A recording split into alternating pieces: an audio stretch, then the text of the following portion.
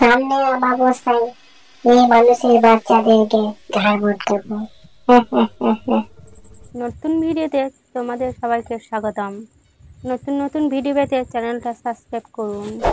অবশ্যই একটা লাইক দিয়ে নিজের মতামত জানাবেন।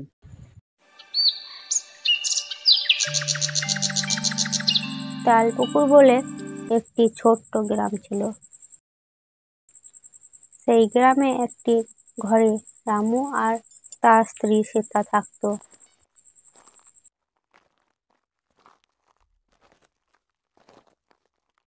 এবং তাদের একটি মেয়ে ছিল, নাম ছিল লীলা। তারা খুব সুখে দিন কাটাইতো।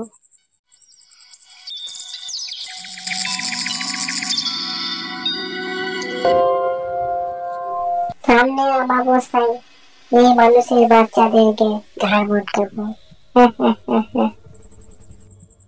তবে একদিন সেই ঘরে ডাইনি ভূতের অত্যাচার শুরু হয়ে গেল।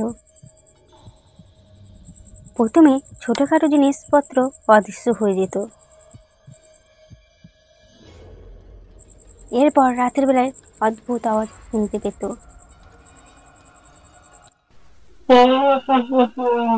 তাদের ঘাড় মটকাবো, বেরিয়ে আয়।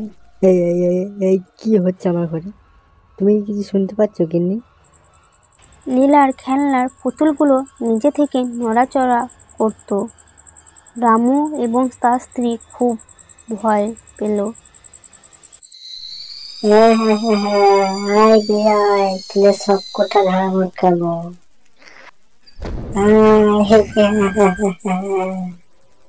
আচ্ছা গিন্নি, আমি কি যেয়ে দেখে আসবো একবার বাড়ি?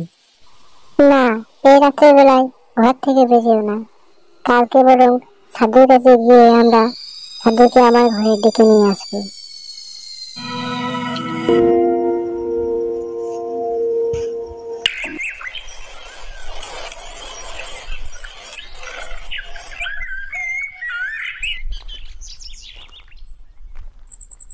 তারা স্থানীয় পণ্ডিতদের কাছে গিয়ে সাহায্য চাইল।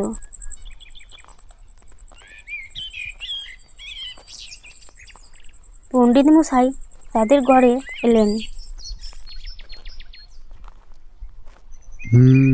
বহু বছর ধরে এই ভূত আছে মনে হচ্ছে এখানে।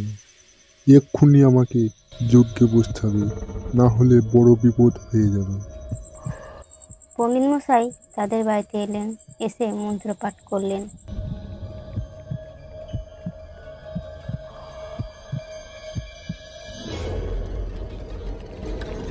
তোমাদের ঘরে ডাইনি ভূতের বাসা বেঁধেছে।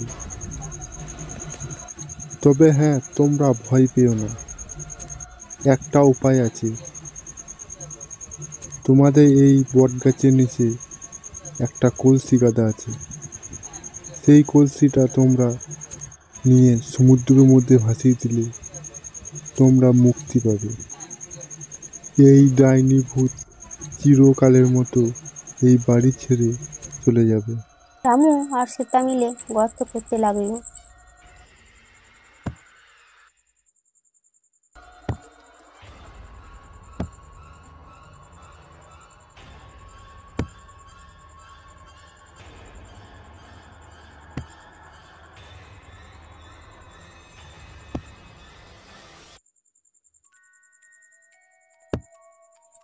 এবং সত্যি একটি পুরাতন কলসি বের হলো।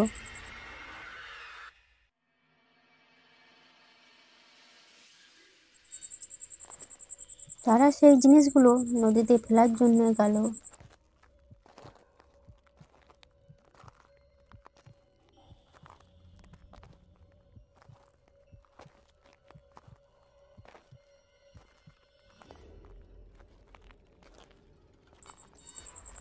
নদীতে ফেলে দিয়ে বাড়ির দিকে রওনা দিল। এরপর থেকে ঘরে আর কোনো অশান্তি হয়নি।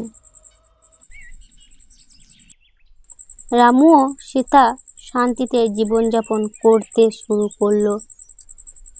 তারা বুঝলো যে সাহস এবং ধৈর্য দিয়ে যে কোনো সমস্যার মোকাবিলা করা সম্ভব।